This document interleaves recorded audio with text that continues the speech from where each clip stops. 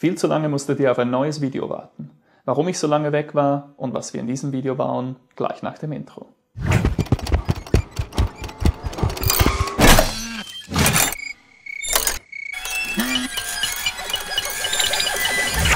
Ja, mehr als 2 Monate sind bereits vergangen seit meinem letzten Video hier auf YouTube. Ich möchte euch das natürlich gerne erklären, was ich da getrieben habe und was der Grund ist, warum ich mich nicht mehr so oft hier blicken lasse. Einerseits hatte ich einiges zu tun. Ich habe mich ein bisschen mit Webdesign beschäftigt und meine erste Webseite erstellt, rhinoworks.ch. Könnt ihr gerne mal reinschauen. Hat auch einen Webshop drin, falls ihr irgendwen kennt, der ein paar schöne Sachen aus Holz gebrauchen kann. Würde mich natürlich sehr freuen, wenn ich da ein bisschen was verkaufen könnte. Andererseits muss ich zugeben, dass ich nicht mehr ganz so viel Bock auf YouTube hatte. Ich bin ja sonst auch noch auf Instagram unterwegs, da eigentlich einigermaßen erfolgreich, mit kurzen Videos und Fotos.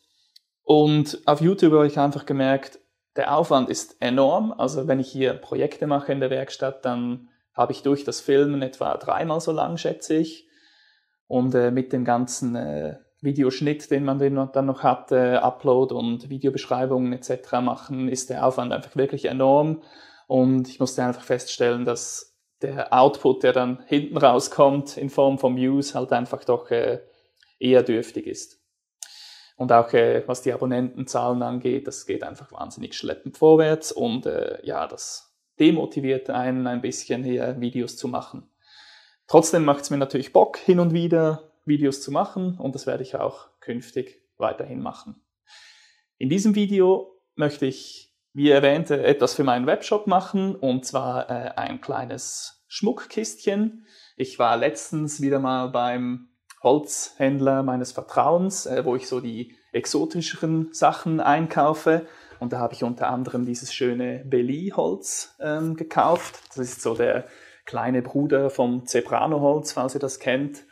Ich finde es richtig schönes Holz, und daraus werden wir uns ein Kistchen bauen. Nicht nur daraus, sondern auch noch aus anderen Hölzern, seht ihr dann.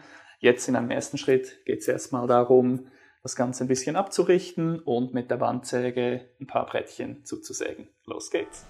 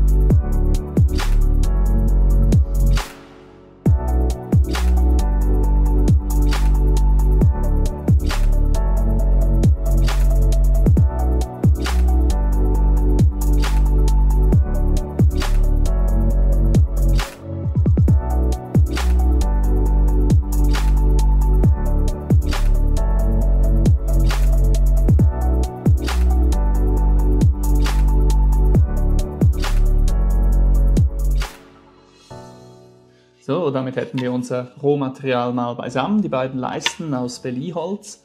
Leider festgestellt, dass hier noch ein hässlicher Riss drin ist. Ich werde also nicht so viel von diesem Holz gebrauchen können. Ich bin darum auch beim Format der Kiste ein bisschen umgeschwenkt. Ich wollte eigentlich eine längliche Kiste machen. Jetzt wird es wohl eher eine quadratische, macht aber gar nichts, wird trotzdem hübsch werden. Jetzt kommen wir zur Verbindung. Da gibt es natürlich ganz viele verschiedene Möglichkeiten, wie man so eine Kiste herstellen kann, mit Fingerzinken oder Schwalbenschwanzverbindungen etc. Wir machen es aber ziemlich klassisch mit einer Gärungsverbindung und Splines, also diesen Eckkeilen. Da habe ich mal eine coole Vorrichtung gebaut, die wir nachher an der Tischkreissäge benutzen werden. Schaut gerne mal in das Video rein, wenn euch interessiert, wie man das Ding baut. Ist echt nützlich in der Werkstatt. Weiter geht's!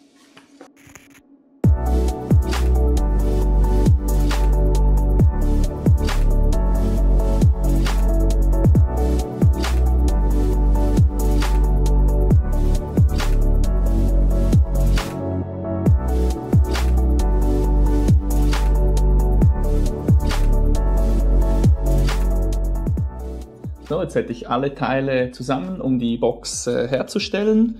Was ich jetzt noch machen möchte, ich möchte gerne auf diesem Bodenbrettchen so ein Stück Filz aufbringen. Habe ich noch nie verwendet, das Zeug, aber ich könnte mir vorstellen, dass das noch ziemlich cool aussieht und für ein Schmuckkästchen bietet das sich hier eigentlich noch an, damit das Zeug ein bisschen bequemer in der Kiste liegt.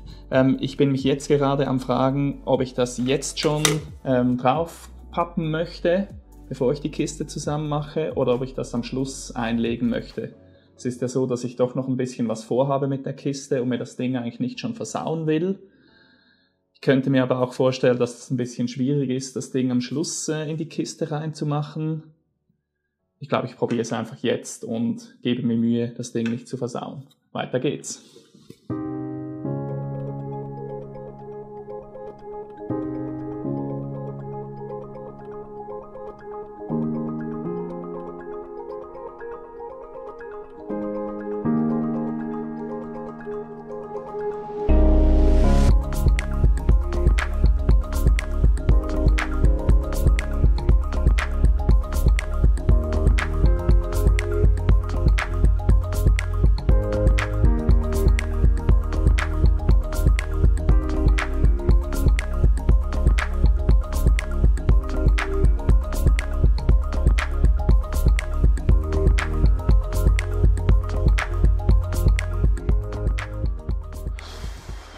Das war jetzt ein bisschen eine Zangengeburt. Die ganze Geschichte hier mit dem Filz war gar nicht so einfach. Normalerweise würde ich Gärungen ja zuerst mir hinlegen, dann mit dem Klebeband verbinden und damit man sie dann schön zusammenlegen kann. Das hat hier aber überhaupt nicht gut funktioniert, weil dieser Filz einfach ein bisschen aufgetragen hat auf dem Kistenboden und es war gar nicht so leicht, das Ganze dann in die Nute reinzubekommen. Ja, lange Rede, kurzer Sinn. Ich habe es jetzt irgendwie geschafft, das zusammenzupappen. Während das jetzt hier abbindet, können wir uns schon mal um die Splines kümmern, also diese Eckkeile. Ich habe hier noch ein Stück von irgendeinem, keine Ahnung, irgendeinem Schneidebrett oder was ich mal gemacht habe und da ist ganz schönes Nogalholz dran. Das werden wir jetzt hier wegsägen und da gibt es einen ganz coolen Trick an der Tischkreissäge, wie ihr genau die richtige Dicke von Splines bekommt. Kommt mal mit! Früher habe ich mich immer total abgemüht mit diesen Splines, habe das versucht irgendwie so ungefähr auf die Dicke von einem Kreissägeblatt zuzuschneiden, habe dann aber immer lange noch rumgeschliffen, bis das wirklich gepasst hat. Dabei gibt es eigentlich eine ganz einfache Lösung mit Palettenholz. Ihr schnappt euch einfach 2 solche Leisten, führt sie über die Tischkreissäge, damit die beiden gleich breit sind. Dann legt ihr sie nebeneinander und führt sie nochmal über die Tischkreissäge.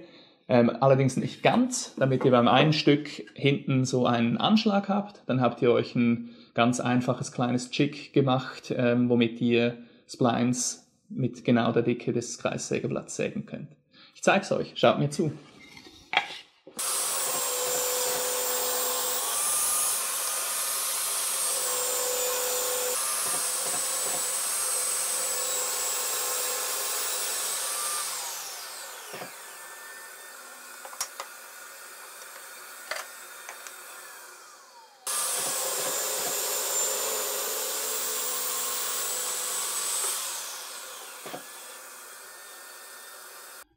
Und so einfach habt ihr Splines hergestellt, die genauso dick sind wie euer Sägeblatt.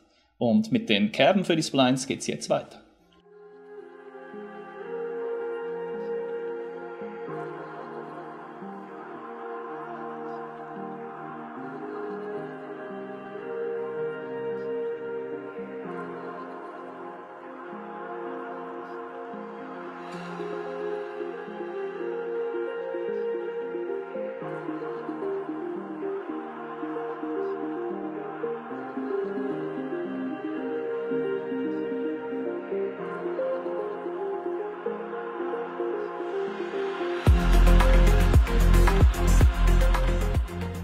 Unsere Kiste entwickelt sich langsam. Jetzt kommen wir noch zum Thema Deckel, möchte ich natürlich auch drauf haben.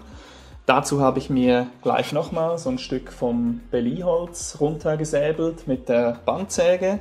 Passt hier noch nicht so ganz drauf, ist aber kein Problem. Mir schwebt nämlich vor, dass wir das noch mit diesem schönen Bubinga-Holz hier kombinieren. Geben wir noch einen kleinen roten Touch dazu und ja, ich hoffe, das wird cool aussehen. Weiter geht's!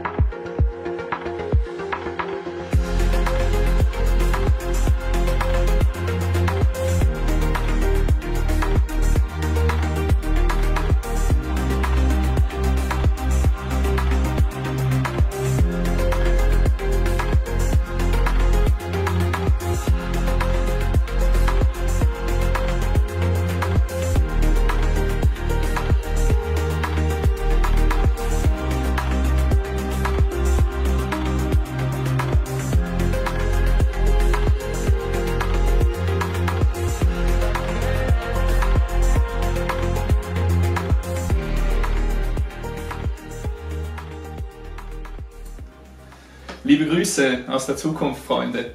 Bisschen spezieller Ort für eine Abmoderation, ich weiß. Mir ist leider aufgefallen, dass ich beim letzten Projekttag, ich habe das Ding in 3 Tagen aufgenommen, dass ich beim letzten Tag vergessen habe, das Mikrofon einzuschalten, ich Depp. Also all meine Erklärungen etc. sind dabei flöten gegangen. So auch die Abmoderation, darum mache ich das jetzt hier. Die Kiste ist fertig geworden, wie ihr auch im Video gesehen habt. Hat mega Spaß gemacht, das zu bauen. Ich finde Kisten bauen sowieso etwas vom Coolsten, was es im Holzwerken gibt. Es sind einfach sehr viele Fähigkeiten, die involviert sind, viele Maschinen, die dazu nötig sind und mir macht es einfach immer wieder riesigen Spaß. Wenn es euch auch ein bisschen Spaß gemacht hat, mir dabei zuzusehen und ihr vielleicht auch was mitnehmen konntet davon, würde ich mich sehr freuen, wenn ihr mir ein Like auf das Video da lasst, was Nettes in die Kommentare schreibt und gerne auch meinen Kanal abonniert für weitere Videos. In diesem Sinne, vielen Dank fürs Zuschauen, bis zum nächsten Mal und macht es gut.